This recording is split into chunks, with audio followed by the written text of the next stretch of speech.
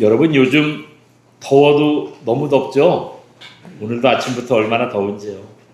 무서운 말씀 한 번만 드려볼까요?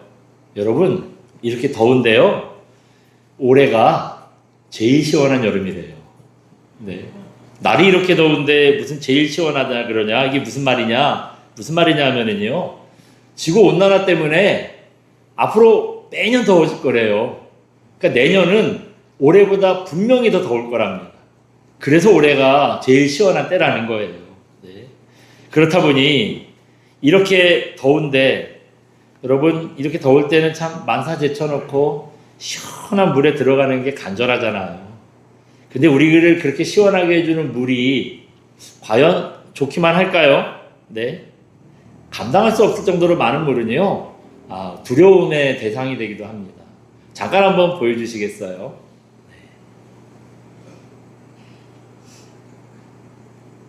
소리도, 네.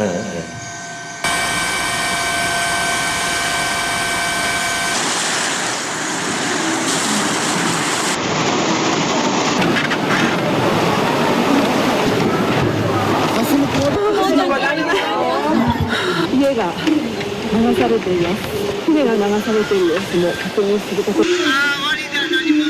家が一気に押し流されてます。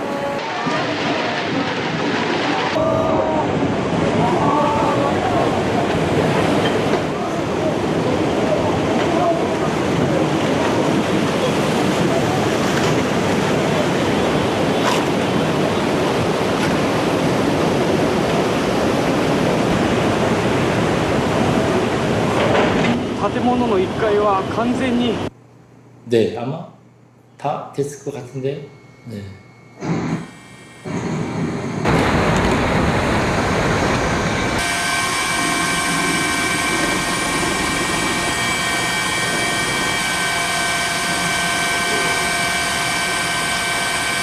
네, 저게 여러분 아마 뭐 한 번씩 보셨을 거예요. 무섭죠. 물이 그냥 슬금슬금 오는 것 같은데 다 쓸려 가는 거예요.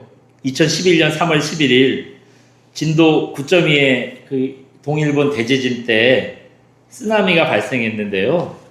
저 영상이 그때 그 쓰나미가 몰려오는 영상입니다. 저것 때문에 22,000명의 사상자가 났고요. 동네가 완전히 뭐 쑥대밭이 됐잖아요.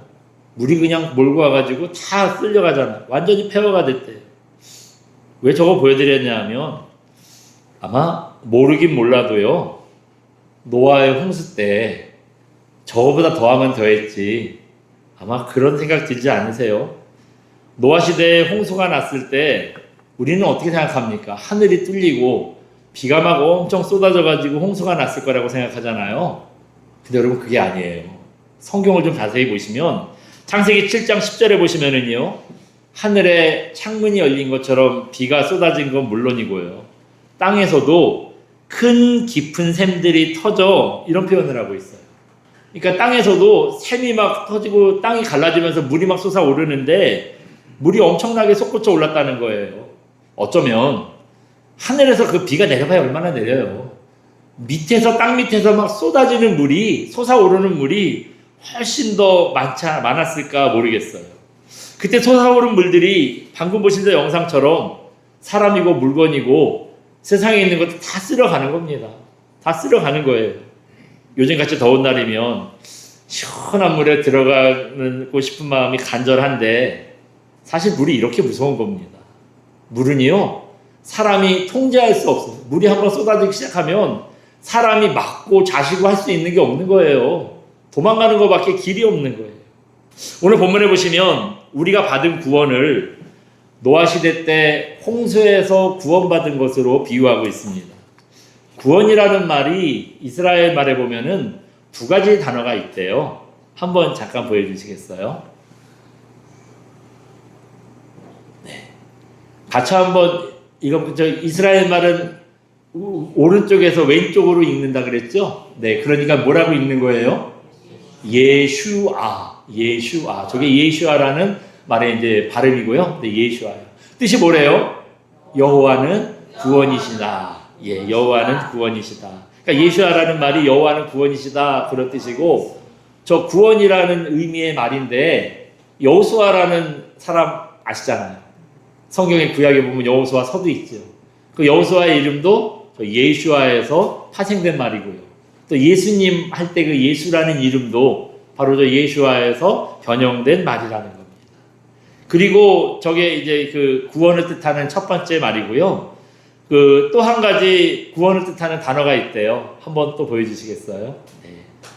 이번에도 그 왼쪽 오른쪽에서 왼쪽으로 한번 읽어봅니다. 마샤. 예, 마샤. 뜻은 뭐래요? 물에서 건져내다. 물에서 건져내다라는 뜻이래요. 예. 저 뜻은 구원이 아니라 물에서 건져내다인데 의미는 구원이라는 거예요. 그래서 이스라엘 말에서 구원이라는 의미로 쓰이는 말은 두 가지랍니다. 예슈와 또 마샤. 그런데 저 마샤라는 말에 또 밑에 뭐라고 되어 있어요? 모세. 그러니까 모세라는 이름도 마샤에서 나온 이름이라는 거예요. 이런 겁니다. 애굽에서 노예 생활하던 이스라엘 백성들이 숫자가 막 어마어마하게 부는 거예요. 노예 생활을 하면서도 또 애들은 많이 낳나 봐요. 막 기하급수적으로 숫자가 어마어마하게 느는 겁니다. 사람들이 많아져서 우리 팔자가 이게 뭐냐고 이래서 사람들이 막 민심이 동요해가지고 반역이라도 일으키면 어떡해요. 애굽의 바로왕이 그렇게 될까봐 두려워서요. 이제부터 이스라엘 민족이 태어나는 애기들 남자면 다 죽여라. 그런 명령을 내립니다. 이런 상황에서 모세가 태어난 거예요. 아무리 왕의 명령이라도 자기 자식을 죽일 수 없잖아요. 그래서 엄마인 그 요게벳이 모세 어머니 요게벳이요. 모세를 숨겨놓고 키워요. 일단 키우는 거예요. 근데 이 갓난 애기들은 뭐가 문제죠? 울어요. 참 애들은 울음소리도 얼마나 큰지 집 밖으로도 막 울음소리가 들리잖아요. 이게 그냥 하루 이틀은 키우는데 3개월쯤 되니 한계가 있는 거예요. 더 이상 얘를 키울 수 없는 겁니다. 그래서 이 요게벳이 어떻게 해요? 갈대로 엮은 상자에 모세를 누이고 나일 강가에 애를 놔두고 온 거예요. 그냥 살려면 살고 죽으라면 죽고 하나님께 맡긴다는 의미죠. 3개월밖에 안 된 아기를 나일 강가에 놓고 왔으니 여러분 애가 살겠어요? 들짐승이 와서 물어갈 수도 있고 아니면 강가에 놔뒀으니까 이게 강에 떠내려갈 수도 있고 혹시나 사람이 발견해도 이 바로왕의 명령이 있잖아요. 이스라엘의 아기는 무조건 죽여라. 남자면 무조건 죽여라는 명령이 있잖아요. 또 어떻게 되더라도 죽을 확률이 100%죠. 100%예요. 100%. 근데 하나님께서 모세를 살려서요. 가만히 두질 않습니다. 살려주세요. 하필이면 누가 이걸 발견해요? 애굽의 공주가 이걸 발견해서 양자를 데려다 키웁니다. 이제 얘기를 데려왔으니까 이름을 줘줘야 되잖아요. 근데 얘를 어디서 데려왔죠? 강가에서 데려왔어요. 그러니까 물에서 건져낸 애다 해가지고 저기 이름을 뭐라고 지었다고요? 모세. 저 마샤가 물에서 건져냈다. 이제 그런 의미의 구원이라 그랬잖아요. 그래서 얘를 모세라고 이름을 지은 거예요. 여러분 이렇게 물은요 노아 시대 때는 심판의 도구로 사용됐고요. 또 이 모세를 물에서 건지신 것처럼 또 좋은 의미도 있습니다. 그렇다 보니까 세상 사람들은요 그 물을 심판의 도구, 무서운 것 이렇게 생각을 해요. 근데 우리 믿는 자들은 어떻습니까? 우리는 심판으로부터 건져주시는 하나님의 은혜의 도구가 바로 물인 거예요. 그래서 오늘 본문에 보시면 물에 대해서 이런 설명을 하고 있어요. 잠깐 보여주시겠어요? 같이 한번 읽어봅니다. 물은 심판에서 구원하신 은혜의 방편입니다. 예. 여러분 물은 뭐래요? 우리를 심판해서 그 심판하실 위험한 게 아니라 세상 사람들은 아까 막 홍수 봤잖아요. 쓰나미 몰려오면 그냥 국물도 없잖아요. 살 수가 없어요. 그런 심판의 도구라고 생각을 해요. 그런데 우리는 심판에서 구원하는 하나님의 은혜의 방편이라는 거예요. 무슨 말이냐 하면 죄의 강에서 그 죽을 수밖에 없는 우리를 마샤, 물에서 건져낸다 하는 의미였죠. 구원의 은혜를 주셨다는 거예요. 어디서 그 말씀을 하고 있느냐? 오늘 보면 18절이 그 얘기하고 있습니다. 우리 18절 한번 읽어봅니다. 시작. 그리스도께서 단번에 죄를 위하여 죽으사 의인으로서 불의한 자를 대신하셨으니 이는 우리를 하나님 앞으로 인도하려 하심이라. 육체로는 죽임을 당하시고 영으로는 살리심을 받으셨으니. 아멘. 참 말이 어려워요. 말이 어려운데 이거 하반절은 좀 떼어놓고요. 여기 상반절에 있는 얘기만 좀 살펴볼게요. 그리스도께서 단번에 그다음 뭐를 그랬죠? 죄를 위하여 어떻게 하셨대요? 죽으셨대요. 죽으사 의인으로서, 예수님 의인이시잖아요. 의인으로서 불의한 자들을 어떻게 하셨대요? 대신하셨다. 그렇게 말씀하고 있어요. 이 부분만 한번 생각해 볼게요. 원래 여러분 우리가 다 죄인입니다. 불의한 자들 우리 얘기하는 거예요. 왜 우리가 불의해요? 우리 죄 때문에. 우리가 죽을 수밖에 없는 그런 존재들이었는데 의로우신 예수님께서 우리를 대신해서 죽으셨대요. 그거 문이 요즘 조금 상태가 안 좋아서요. 네, 그냥 안 닫혀요, 닫으세요. 네. 그래서 그 의로우신 예수님께서 우리를 대신해서 죽으시는 것으로 모든 사람들의 죄를 대신 갚아주셨다. 그 얘기입니다. 이거를 다른 말로 뭐라 그러냐면 대속 그래요. 대신 갚아주셨다, 대신 속량하셨다 해서 대속이라고 얘기를 해요. 여러분 우리는 스스로 물에서 나올 수 없습니다. 아무리 뭐 국가대표 수영선수라고 해도요. 아까 그 쓰나미 몰려오는 영상 봤잖아요. 거기서 내가 수영을 아무리 잘해도 나올 수 있겠어요? 그 수영으로 나올 수 있는 수준이 아니에요. 죄의 강이라는 게 그런 거라는 거예요. 죄의 강에 빠지면 스스로 나올 수 없는 거예요. 왜냐? 내가 지은 죄가 너무 크기 때문에. 이거 뭐 수영으로 헤엄쳐가지고 나올 수 있을 만한 수준이 안 되기 때문에 이 죄가 너무 크기 때문에 이거 아무리 허우적거려도요. 아무리 죄값을 갚으려고 해도 우리 힘으로는 죄의 강에서 나올 수가 없는 거예요. 나올 수가 없는 겁니다. 여러분 탕수육을 먹고 싶으면 무슨 값을 내야 되죠? 탕수육 값을 내야 돼요. 그런데 짜장면 값만 내고 탕수육 달라 그러면 안 되잖아요. 우리 죄의 값이라는 게 탕수육 값인데 내가 가진 돈은 짜장면 값밖에 없어요. 그러면 거의 주인 아저씨한테 가가지고 내가 짜장면 값밖에 없는데 탕수육이 정말 먹고 싶은데 탕수육 주세요 그러면 줄까요? 마음 착한 사람은 혹시 줄지 몰라도 이게 정상은 아니잖아요. 될 일이 아니지. 네? 그런 것처럼 우리 죄의 값이 너무 커요. 내가 그거 갚겠다고 할 수 있는 건 뭐예요? 어디 깜빵 들어가서 내가 죄 지은 만큼 살든지 아니면 내가 착한 일 많이 해가지고 이 죄 지은 값을 상쇄하든지 뭐 이런 걸 생각을 하는데 우리 능력이라는 게 이게 지은 죄값과는 비교가 안 되는 거예요. 뭐 그래서 이거 죄값을 갚겠다고 뭐 벌을 받고 착한 일하고 별의별 노력을 다 하는데 우리의 노력으로는요 죄값 비슷하게는 못 가는 겁니다. 도저히 갚을 수 없어요. 그래서 예수님께서 십자가의 죽으심으로 우리 죄를 대신 갚아주신 겁니다. 그리고 그 사실을 믿을 때 죄값을 갚은 것처럼 하나님께서 인정해 주시겠다는 거예요. 인정해 주시겠다는 거예요. 이거를 예수님의 대속 그렇게 얘기를 합니다. 사실 대속, 이 대신 갚아주셨다는 대속이라는 표현은 우리 말에 딱 맞게 해석할 수 있는 단어가 없대요. 방금은 대속이라고 얘기를 드리긴 했는데 말씀을 드리긴 했는데 이것도 정확한 의미는 아니라는 거예요. 앞에서 뭐 비유를 들다 보니 예수님의 대속은 무슨 뭐 탕수육값, 짜장면값 너무 가볍게 비유를 했는데 여러분 하나님이신 예수님께서 우리 이거 참 이 우주에서도 정말 미물 같은 우리 한 사람 나를 위해서 여러분 그 대신 죽어주시고 내 죄값을 치러주셨다는데 여러분 이게요 정말 탕수육값을 대신 내주는 정도밖에 안 되겠어요. 그 놀라운 은혜가 겨우 뭐 탕수육값 대신 내주는 정도밖에 안 되겠습니까? 세상에 그 어떤 것으로도 십자가의 가치를 다 표현할 수 없을 정도로 여러분 십자가의 은혜는요 크고 놀라운 겁니다. 이거는 어떤 말로도 정확하게 표현할 수 없는 뜻이에요. 이런 일을 우리 문화에서는 한 번도 겪어보질 못한 거예요. 그래서 성경에 예수님께서 그런 비유 하잖아요.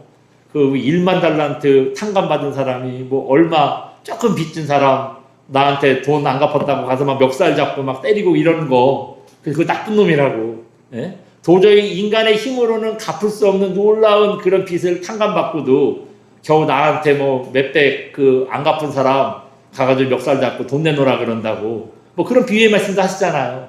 우리 비유의 가치, 그 십자가의 가치가 그런 거라는 거예요. 우리 구원의 은혜가, 우리 죄악의 크기가 바로 이런 거라는 겁니다. 그렇다 보니 우리 문화에서는요, 이런 일을 한 번도 경험해 보지 못한 거예요. 경험해 보지 못한 일인데 그걸 표현하는 말이 있겠어요? 그래서 우리말에는 예수님의 십자가 대속을 정확하게 표현하는 말이 없나 봐요. 뭐 그래서 한자로 억지로 갖다 붙이긴 했어요. 대속, 구속, 속량, 뭐 그 외에도 여러 가지 말을 갖다 붙이는데, 여러분 여러 가지 말을 갖다 붙였다는 것은 무슨 의미죠? 첫 번째는 십자가의 의미가 참 다양하다는 거예요. 이렇게 뭐 대속, 구속, 속량 뭐 이런 걸로 여러 가지 의미로 설명할 만큼 뜻이 다양하다는 거예요. 근데 또 한 가지 의미는 뭐냐? 반대로 이걸 표현할 정확한 말이 없다는 거예요. 정확하게 표현할 수 없으니까 이 말도 갖다 붙여봤다, 저 말도 갖다 붙여봤다 하는데 그게 그렇게 정확한 표현은 아니라는 겁니다. 그래서 여러분 뭐 그냥 설명하는데요. 그게 아마 여러분 뭐 대속, 속량, 구속, 뭐 전가, 여러분 이런 얘기 들어봐야 마음에 와닿아요. 네, 그 의미가 뭔지 정확히 아세요? 이래서 구원을, 예수님의 십자가 은혜를 설명하는 말은 참 많아요. 저도 뭐 신학교 때 한참 배웠던 거라 다시 좀 제가 조직신학 책을 좀 찾아봤는데 이 십자가에 대해서 얘기하는 말 많아요. 대속, 구속, 전가, 속죄, 속량, 그 외에도 너무 많아요. 이 말 저 말 뭐 여러 가지로 설명을 하는데 이렇게 얘기를 들어봐야 그게 가슴에 팍 와닿지도 않고 뭐 이게 정확하게 의미가 전달되지도 않는 거죠. 그래서 주님께서 우리 죄값을 대신 갚아주셨다. 이거는요, 말로 막 설명을 아무리 해봐야 머리로 이해도 잘 안 돼요. 또 가슴으로도 이게 울리지 않고 이게 그런 것 같아요. 그럼 이걸 어떻게 설명하느냐? 여러분 이거는요, 성령님을 만나야 정확히 이해가 되는 겁니다. 성령께서 우리 안에 계시면서 우리 안에 찾아오셔서 우리에게 믿음과 확신을 부어주셔야 그 의미가 생각나는 거예요. 이거는 말로 한마디로 표현할 수 있는 게 아니기 때문에 말로 이런저런 조직신학, 저도 뭐 신학교 때 얼마나 많이 배웠는지 모르는데 단어는 다르게 얘기하는데 이 말이 그 말 같고 그 말이 이 말 같고 시험을 볼래니 토시 하나 안 틀리게 억지로 외우기는 하는데요. 사실 그렇게 의미 있게 와닿지는 않아요. 근데 성령께서 내 안에 들어오셔서 여러분 이 은혜를 말로 구구절절히 표현할 수 없잖아요. 이거는 감정으로 아는 거죠. 믿음으로 아는 거예요. 마음에 그냥 큰 은혜가 오면은요, 말로 표현할 수 없는데 그 은혜가 충만한 거예요. 네. 구원이라는 게 바로 이런 겁니다. 성령께서 우리 안에 찾아오셔서 우리에게 믿음과 확신을 부어주셔야 이게 이해가 되는 거예요. 오늘 본문에서 말씀하고 있는 구약의 사건들이 이런 물에서부터의 구원을 설명하고 있어. 모세가 갈대상자에 뉘어서 나일 강가에 떠내려가다가 애국 공주가 발견했어요. 그게 우연이었을까요? 정말 운이 좋아서 그렇게 됐을까요? 하나님의 섭리잖아요. 하나님께서 그렇게 인도하신 거 아니겠습니까? 그러니까 하나님의 손길이 모세를 건져주시고 구원하신 거죠. 근데 이런 일을 똑같은 당하는데 오늘 본문 20절에 보면 또 이런 또 같은 일을 당했을 때 얘기를 하고 있어요. 우리 20절도 한번 읽어봅니다. 20절입니다. 시작. 그들은 전에 노아의 날 방주를 하나님이 오래 참고 기다리실 때 복종하지 아니하던 자들이니라. 방주에서 물로 말미암아 구원을 얻은 자 몇 명뿐이니 겨우 8명이라. 그래요. 겨우 8명이라. 노아 시대 때 여러분 사람들이 얼마나 많이 살았겠어요. 뭐 그때 인구가 얼마 안 됐다고는 하지만 못해도 몇십만 명, 혹시나 100만 명 단위로 넘어가진 않았을까요? 뭐 살았겠죠. 그만큼. 노아가 방주를 120년 동안 만들었다 얘기를 해요. 하나님께서 이 사람들이 자기의 죄를 회개하고 하나님 앞에 돌아오도록 120년을 기다리셨어요. 근데 결국 방금 읽은 본문에서 한 것처럼 방주에서 물로 말미암아 구원 얻은 자가 몇 명뿐이니 겨우 몇 명이라고요? 8명밖에 안 됐대요. 뭐 수십만 수백만이라고 예상하는데 그 많은 사람들 중에 120년이나 하나님께서 기다렸는데 구원받은 사람은요 꼴랑 8명 노아의 가족들 뿐이었다는 거예요. 여러분 어떻게 같은 은혜를 주시는데 어떤 사람은 건짐을 받고 어떤 사람은 그거를 팽개쳐서 다 그렇게 홍수에 쓸려가는 그런 일을 겪었을까요? 이것도 아마 우연이라고 얘기할 수는 없고 하나님의 섭리라고 그렇게 우리가 이해할 수 있겠죠. 노아의 가족이 홍수에서 건짐받은 거, 모세가 이 물에서 건짐받은 거, 이런 일들을 그냥 물에서 건졌다는 것만 뜻하는 건 아니에요. 우리가 이 일을 통해서 이 베드로전서 방금 이 말씀이 얘기하고자 하는 게 있어요. 뭐냐 하면 물에서 이 사람들이 건짐받은 것처럼 죄에서 우리도 건짐받게 될 거다. 뭘로요? 그 앞으로 예수님의 십자가의 구원이 이제 그렇게 우리 건져주실 텐데 이미 수천 년 전에 예수님의 십자가가 우리를 물에서 건지는 것처럼 죄에서 건져주실 거라는 거 미리 보여줬다는 거예요.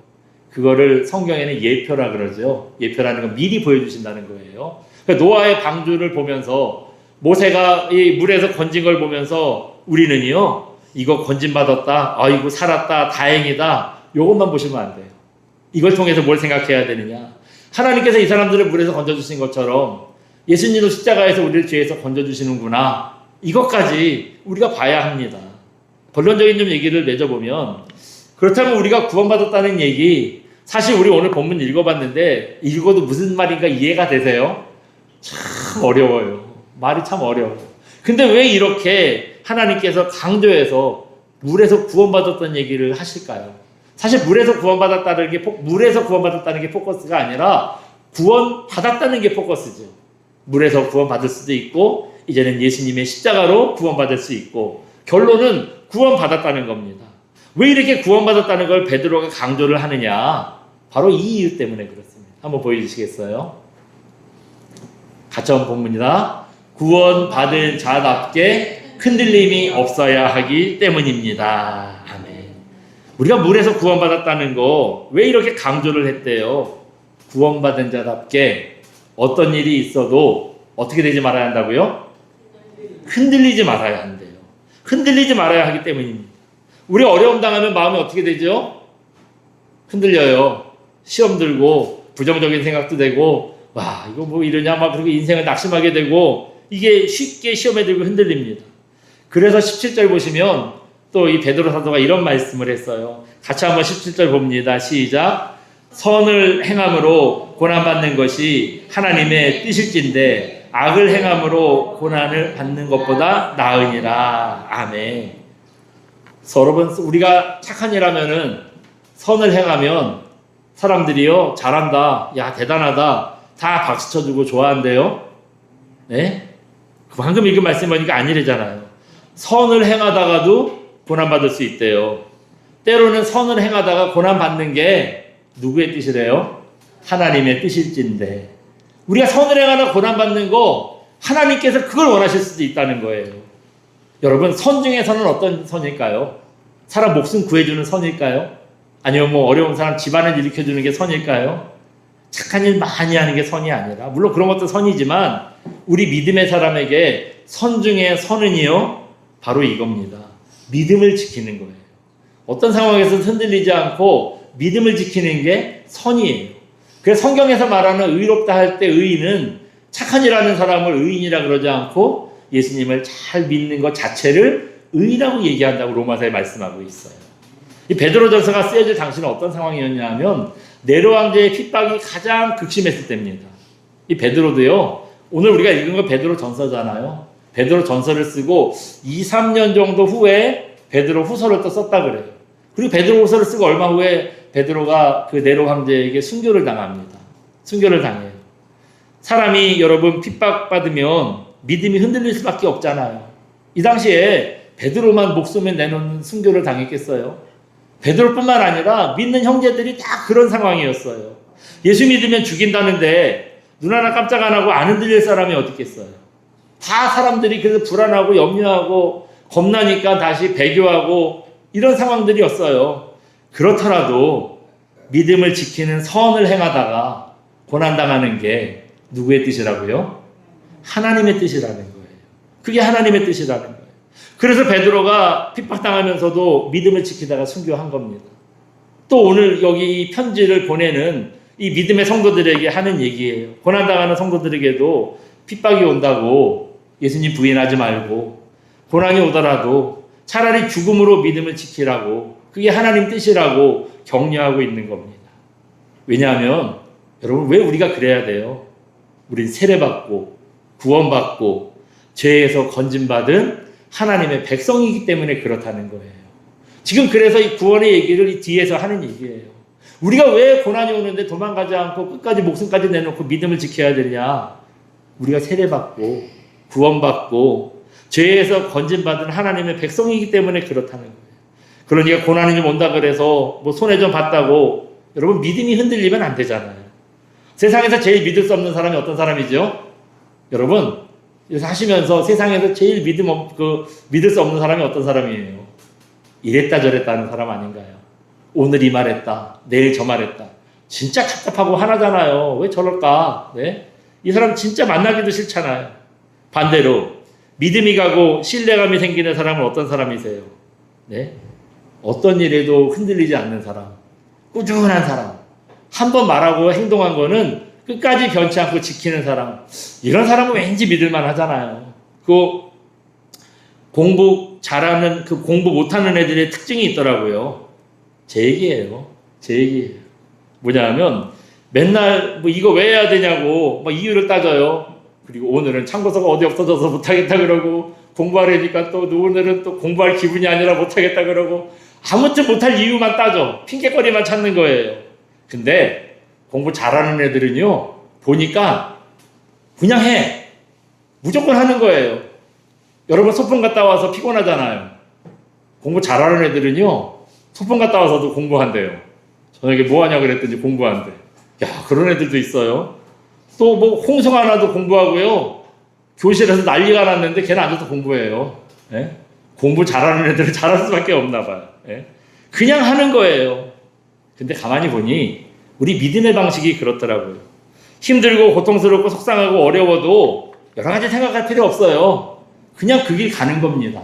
뭐 세상이 어떻게 되건 어떤 고난이 오고 어려움이 오건 그런 거 이유 따지지 말고요. 그냥 가는 거예요. 하나님께서 그걸 원하신대요. 그게 믿음의 길이라는 겁니다. 여러분, 그렇기 때문에 물로 세례받고 성령으로 구원받았다는 이 구원의 확신을 갖는 저와 여러분 되시기 바랍니다. 그래서 우리가 구원받은 자답게 어떤 일에도 흔들리지 않는 신실한 종들 되시기를 주님의 이름으로 축원드립니다. 우리 오늘 말씀 생각하시고 찬양하면 또 찬양하겠습니다. 주님 다시 오실 때까지 함께 찬양하고 기도하겠습니다.